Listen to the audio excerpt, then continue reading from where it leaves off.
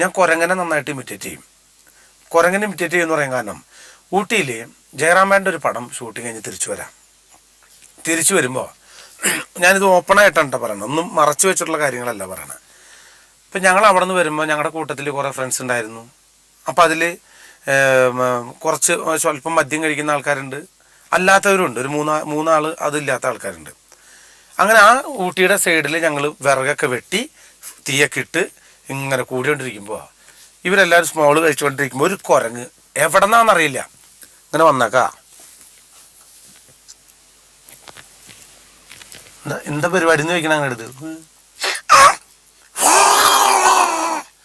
അപ്പം എൻ്റെ ഒരു കൂട്ടുകാരൻ എന്ത് ചെയ്തു, അവിടെ ഈ കരിക്ക് വെട്ടിയിട്ട് ഇത് കിടക്കണ്ടായിരുന്നു. ആ കരിക്കിൻ്റെ ഉള്ളിൽ ഒരു 2 ബിസ്ക്കറ്റും അവൻ കഴിച്ചിരുന്ന ഇത്തിരി മദ്യം കൂടി അതിൽ വെച്ചിട്ട് അവിടെ വെച്ചു കൊടുത്തു. ഈ സാധനം വന്ന് ഇതിൻ്റെ ഉള്ളിൽ നിന്ന് കൈയിട്ടു. കുരങ്ങിനൊരു പ്രത്യേകത ഉണ്ട്, എന്തെങ്കിലും കിട്ടി കഴിഞ്ഞാൽ പിന്നെ അവൻ വിടില്ല. അങ്ങനെയാണ് ഈ പാമ്പും ചത്തുപോണ്, കുരങ്ങും ചത്തുപോണ്. അങ്ങനെ ഇത് എടുത്തിട്ട് കുരങ്ങെടുത്തിട്ട് ഇത് മണപ്പിച്ച് നോക്കി. മണപ്പിച്ചപ്പോൾ ഭയങ്കര മദ്യത്തിൻ്റെ മണം. അപ്പോൾ ഈ കുരങ്ങ് നശിപ്പിച്ചില്ലടാ എന്നുള്ള രീതിയിലാണ് നോക്കിയത്. അങ്ങനെ ആ സൈഡിലിട്ട് ഇങ്ങനെ ഒരച്ച് ഒന്നുകൂടി മണത്തേക്ക് കുറച്ച് കുറവുണ്ടെന്ന് മണം. അങ്ങനെ ഇത് കഴിച്ച് ഈ കുരങ്ങ് ഫിറ്റായി. കുരങ്ങ് പറ്റായിട്ട് അവിടെ നിങ്ങൾ കഴിച്ചോ ബൈക്കാരി ഞാൻ നോക്കിക്കോളാം. ഒരെണ്ണം കൂടി കിട്ടാൻ വല്ല വഴുപ്പുണ്ടോ? അങ്ങനെയൊക്കെയായി.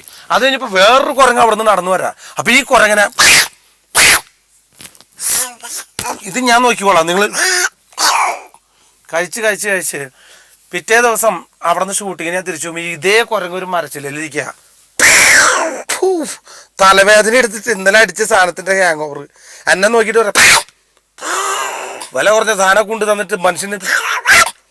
അപ്പൊ അങ്ങനെയുള്ള കുറെ കാര്യങ്ങൾ. അതിന് ഈ മൃഗങ്ങളെ പറ്റി പറഞ്ഞപ്പോൾ ഞാൻ പറഞ്ഞ കരടി എന്ന് പറഞ്ഞ സിനിമ, ആ കരടിയിൽ കരടിയായിട്ട് വേഷം വിട്ടിട്ട് കുറെ രംഗങ്ങളുണ്ട്. അതിനകത്ത് കരടി സിഗരറ്റ് വലിച്ചിട്ട് വരുന്നു റോട്ടിൽ കൂടെ.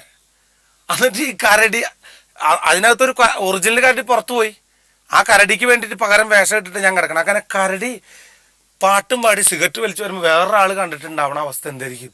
ഈ മൃഗങ്ങളെ കുറിച്ച് പറയുമ്പോൾ ഒരു കുറേ നാളുകൾക്ക് ശേഷം ഒരു പടത്തിൽ അഭിനയിച്ചാണ്. ഗാർഡ് എന്നാണ് പടത്തിൻ്റെ പേര്. അത് പറമ്പിക്കുളത്താണ് ഷൂട്ടിങ് നടക്കുന്നത്. അതിലിപ്പോഴും ഞാൻ ഓർക്കേണ്ടതാണ്. പറമ്പിക്കുളത്ത് ഇതേമാതിരി ഒരു തേക്കിൻ്റെ 3 തേക്കിൽ നിർത്തുന്ന ഒരു കോട്ടേജ്. ആ കോട്ടേജിലാണ് ഞാൻ താമസിച്ചിരുന്നത്. അവിടെ ചെന്നപ്പോൾ ആദ്യം അവിടുത്തെ ഫോറസ്റ്റ് ഓഫീസേഴ്സൊക്കെ പറഞ്ഞത്, മണി വണ്ടി പുറത്തിടരുത്, ആന വരും, പിന്നെ കരടി ഇറങ്ങുന്ന സ്ഥലമാണ്. അതോടുകൂടി തന്നെ നമ്മുടെ ഏതൊക്കെ രീതിയിൽ പോകാൻ പറ്റും അതൊക്കെ പോയി. പിന്നെ പറഞ്ഞു ഡോറ് സൂക്ഷിക്കണം എപ്പോഴും. അപ്പം ഈ ഇതൊക്കെ മൃഗങ്ങൾ കയറാണ്ടിരിക്കാൻ വേണ്ടി ഈ മരത്തിന് ചുറ്റും ഇങ്ങനെ തകരപ്പാട്ട കെട്ടിരിക്കുക. അത് വിട്ടു ഈ കരടിക്കൊരു പ്രത്യേകത ഉണ്ട്. നിങ്ങൾ ഏത് സ്ഥലത്ത് പോയിട്ട് കരടി ഓടിക്കുകയാണെങ്കിലും വണ്ണം കുറഞ്ഞ മരത്തിൽ ഓടി കയറുക.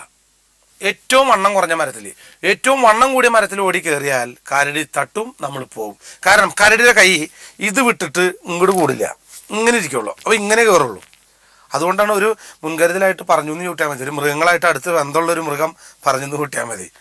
അപ്പം അവിടെ കാട്ടിൽ താമസിക്കുമ്പോൾ രാവിലെ അവിടെ ചെന്നന്ന് ഇങ്ങനത്തെ ഒരു സംഭവങ്ങളൊക്കെ പറഞ്ഞു. എൻ്റെ കൂടെ ഒരു പയ്യനായി പീറ്റർ എന്ന് പറഞ്ഞ പയ്യൻ. അന്ന് എനിക്ക് സെന്ന് മാരുതി കാറാം. ഈ വണ്ടി അവിടെ കൊണ്ട് നിർത്തിയപ്പോൾ അവിടുത്തെ ഓഫീസർ പറഞ്ഞു, നിങ്ങൾ താമസിക്കുന്ന ഇതിൻ്റെ കോട്ടേജിൻ്റെ റൈറ്റ് സൈഡിലെ സ്വിച്ച് ഇടരുത്, ഇട്ടാൽ ഇവിടുത്തെ കറണ്ട് മൊത്തം പോകും. എന്നും ഈ ഫീസ് അടിച്ച് പോലെ പരിപാടി. അത് ഇടില്ല സാർ, ഞങ്ങളത് ഇടാണ്ട് നോക്കിക്കോളാം. പിന്നെ കാറ് ഇവിടെ ഇടരുത്, കയറ്റി ഇടണം. ഓ പിന്നെന്താ സാർ, ഇട്ടോളാം. ഇതൊക്കെ ചെയ്ത് ഞാൻ ഇറങ്ങി, വണ്ടി ലോക്ക് ചെയ്തു, ഇറങ്ങി ക്ലീനായി. ആ റോഡ് സൈഡിൽ തന്നെ വണ്ടി ലോക്കായതുകൊണ്ട് കുഴപ്പമില്ല. റൂമിൻ്റെ ചാവിയും ഈ കാറിൻ്റെ അകത്താണ്. അവിടെ നിന്നേ പ്രശ്നം തുടങ്ങി കാട്ടിൽ വെച്ച്. പിന്നെ യൂണിറ്റ് അംഗങ്ങൾ ചിത്രാഞ്ജലിയിലെ എല്ലാ സുഹൃത്തുക്കളും കൂടി അതിൻ്റെ ഉള്ളിൽ കുടയുടെ കമ്പിയൊക്കെ ഇട്ട് ലോക്ക് തുറന്ന് ചാവി എടുത്ത് തുറന്ന് ഇടരുതെന്ന് പറഞ്ഞ സ്വിച്ച് ആദ്യം പോയി അതിന് വീണിട്ടു. കറണ്ടും പോയി. നല്ല സുഖം കാടിനകത്ത്. പേടിച്ച്. പിന്നെ ആ ബാത്റൂമിൽ നമ്മൾ കിടക്കുമ്പോൾ, ബാത്റൂമിലല്ല റൂമിൽ കിടക്കുമ്പോൾ ഈ ബാത്റൂമിൽ ഇടയ്ക്ക് അറിയാതെ ഫ്ലഷ് ചെയ്യും. ഇതൊരു അരമണിക്കൂർ പഞ്ചവാദ്യം പോലെ. ഉറങ്ങിയിട്ടില്ല. വെളുപ്പിന് ഷൂട്ടിങ്ങിന് പോയി. സാലു സാറ് ലൊക്കേഷനൊക്കെ നോക്കി, ക്യാമറ ഒക്കെ വെച്ച് ഇങ്ങനെ നോക്കി. സാലു സാറ് ക്യാമറ ഒക്കെ എടുത്ത് നോക്കി ക്യാമറ മോളി വന്നിട്ട് സാലു സാറ്